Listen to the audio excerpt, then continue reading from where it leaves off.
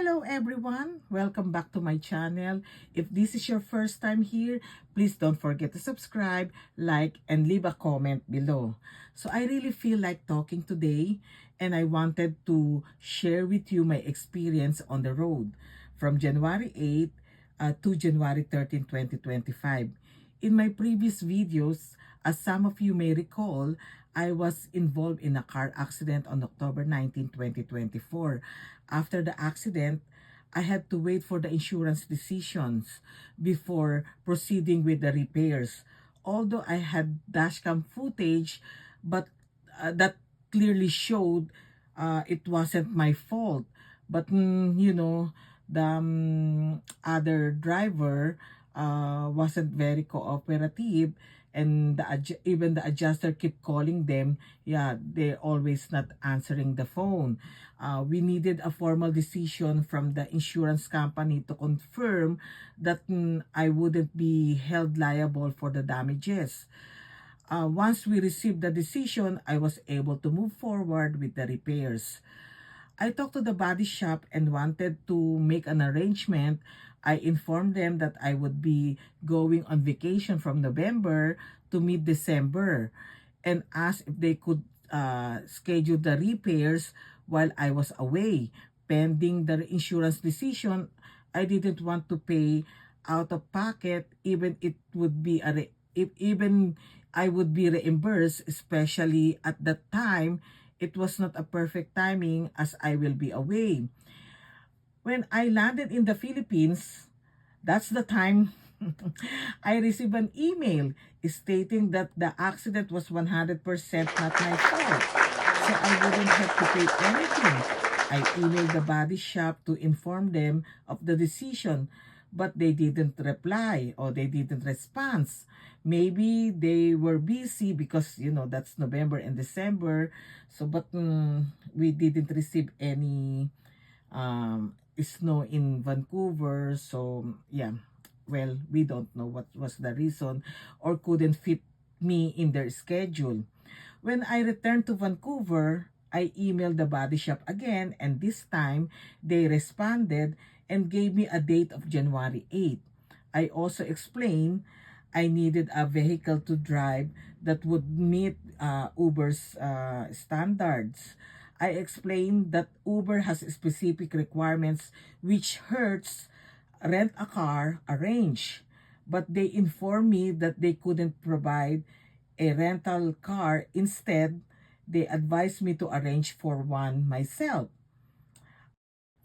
I then contacted Hertz Rental Car to inquire about their availability. However, they told me that they couldn't take reservations and couldn't guarantee that they would have a car available on that day I needed it. They suggested that I simply show up on the required day and they would try to accommodate me if possible. As I mentioned earlier, my initial plan to put my car in the body shop while I was away didn't work out. I had requested my contact person to provide a rental car that meet Uber's requirements, which only Hertz Rental Car could offer. However, they told me to arrange it myself. When I called Hertz, they informed me that there was no guarantee of availability and advised me to simply show up on the required day. Well, there's a pleasant surprise, but everything worked out surprisingly well. On January 8, the Hertz representative delivered the rental car directly to Richmond Body Shop. I was thrilled as I had planned to call Hertz to confirm availability before heading through, and I had also intended to ask the body shop for transportation to Hertz, but it was already taken care of.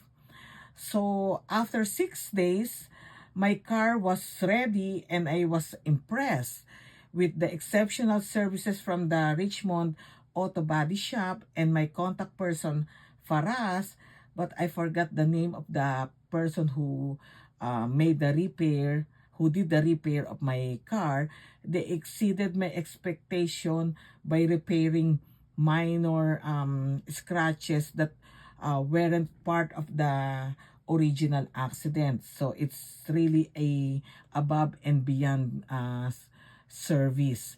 I'm grateful for the convenient and efficient experience. And I really appreciate the outstanding work done by Richmond Auto Body Shop. So, thank you for watching. And if you like this video, please give it a thumbs up and share it to your friends and family. And please don't forget to subscribe again at Bessie Mabolo.